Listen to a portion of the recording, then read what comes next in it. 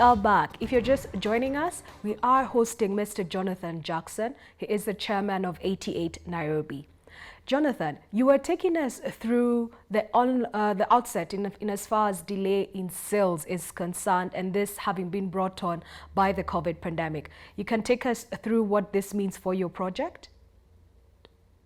So my company is Lordship Africa, and as under Lordship Africa, we do many projects. So we had the project in Karen called Karen Hills. That's still progressing very well. In fact, I sold one plot yesterday when I was out in Karen. So that's why I said to you I had a good weekend. So we are still doing good sales. But on 88 Nairobi, yes, we're at the very beginning. People want to see, are we going to progress? We're getting a lot of interest. We've had quite a few people last week, but sales, actually people signing, people are very cautious at the moment. So I think for us, we're just going to progress, carry on with the project, build it out. And I think the good thing about my project is that 88 Nairobi will be finished in 3 years' time. In 3 years' time, COVID should be something of history behind us, and we'll have all got used to it. So it won't really affect my end situation. I feel very sorry for those developers whose projects are finishing just now or under construction, because it's very hard to sell just now. So for us, we don't have a problem at all. What about project financing? Are you funding it from sales? Are you funding it from local debt, or are you funding it from foreign capital? And what does this mean if COVID, for example, is continued and there is the incidence of delays in sales? Yeah, that's a good question. What we find is we anticipated sales, of course, but we also fund out of my own resources. We have a big activities. As you know, I'm a Kenyan. I was born here in Kenya, and so I'm both Kenyan and British. But my main business is still in Czech Republic, in Eastern Europe, and there I have nearly €1 billion worth of development happening there. So if necessary, and I need to bring more money, invest more money into Kenya. I've already invested nearly $50 million in Kenya. So we'll be investing more money coming into Kenya. So it won't be a problem for us. And I'm also having some ideas how to offer good financing opportunities for local investors as well. So we are thinking of going to promote fairly soon a good way to promote and offer really interesting investment opportunities. I think the part for working with the potential buyers, that's really caught my attention. Maybe I'll keep an eye out on that, because it would be interesting to see what you come up with, especially in light of the fact that access to credit might not be as easy as it was prior to COVID. So then there's an opportunity for different funding proposals, especially for the off buyers. Yes, you're absolutely right. It's very difficult to get funding now from traditional sources, banks and things like that. But so I'm coming up with a very interesting proposal, which we're going to hopefully launch in a week's time, which will be for investors, giving them an excellent return and even giving them a bigger discount on their prices on the apartments. So yeah, we will be out there promoting that very shortly, because it's new times, it's the new normal, and we have to adapt to the situation. And instead of giving all the profit and interest to the banks, we'll give it to our buyers. All the best during the launch, and I hope that you'll be able to come back and just give us the details, or at least share the details with our audience, in far as that being an investment opportunity. For sure.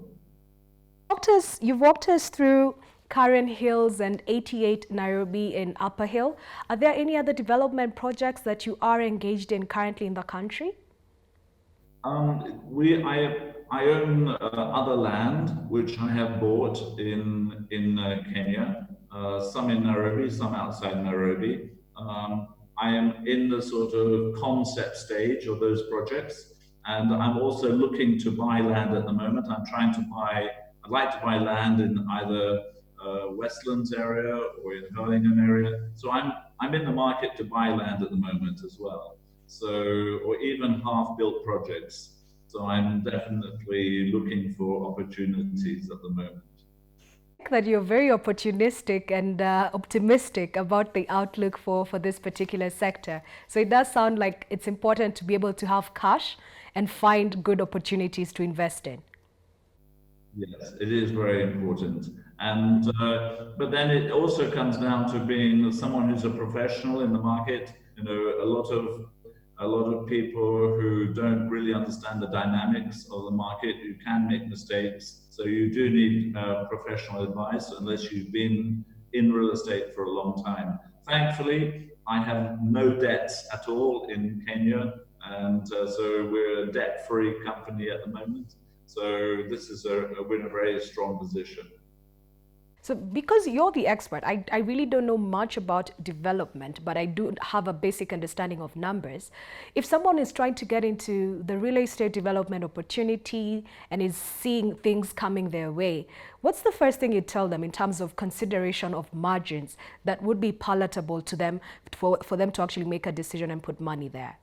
Or what's the key financial trigger point that would make a project or an opportunity sweet for you as an investor in the development world? For me, for myself, I think it needs to be a minimum of around the land needs. Well, for me, it depends on location. So generally, I would never buy anything that's half an acre.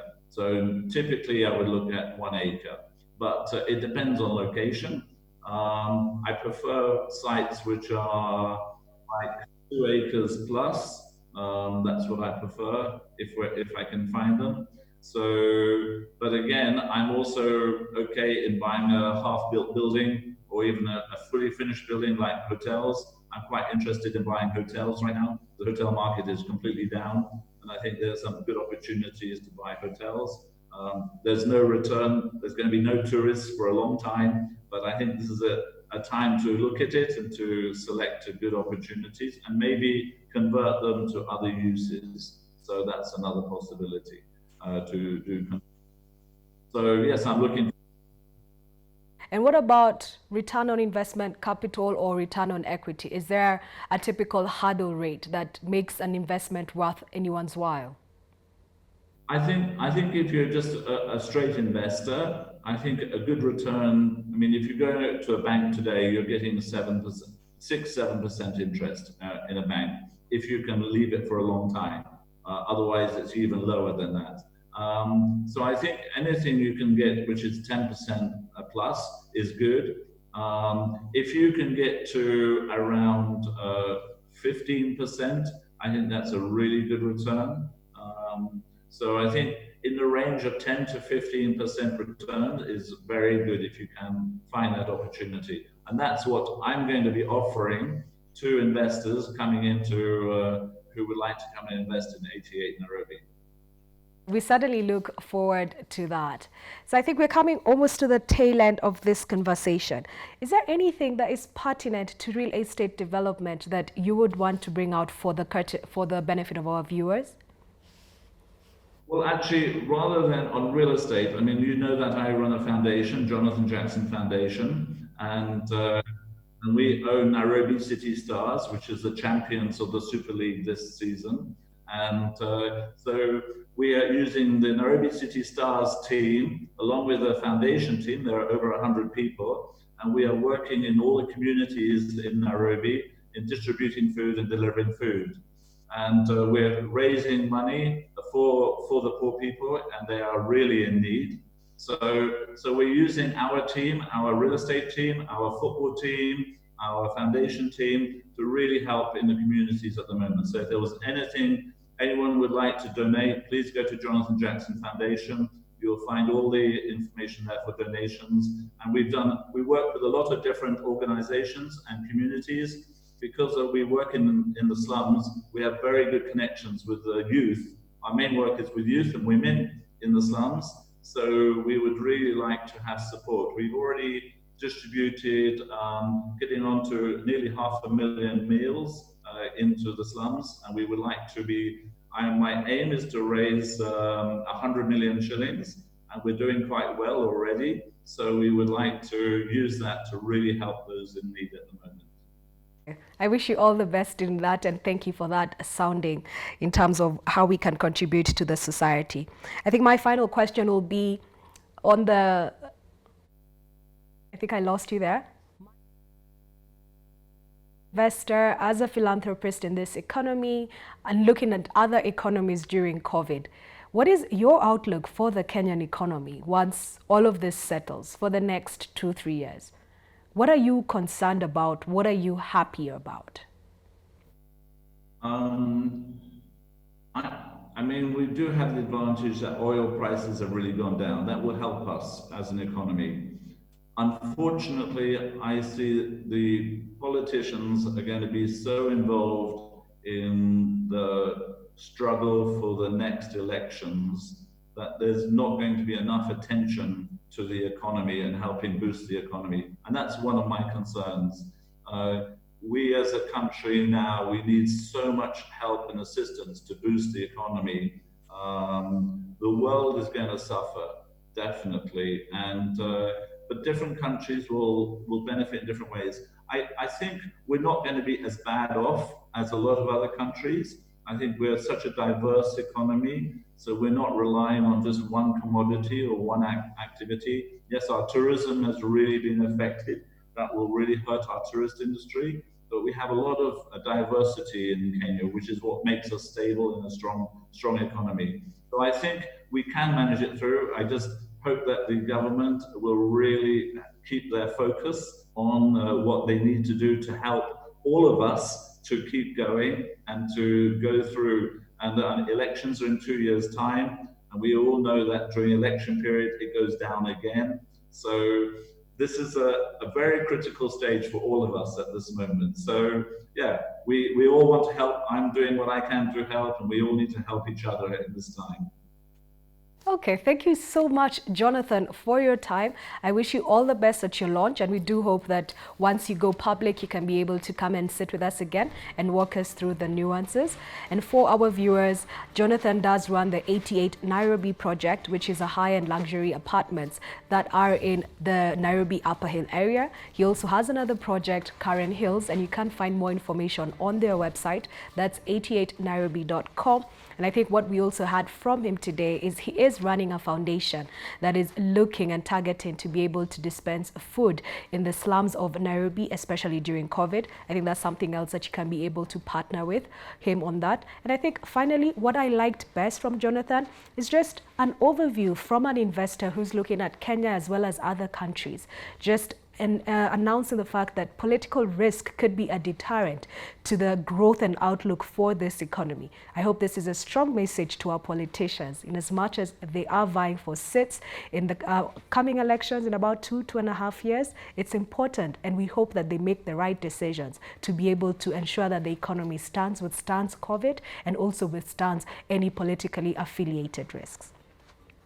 That's all from us today. We hope we will be able to see you again same time. And from us at Metropole, Jonathan, thank you so much for your time and good day.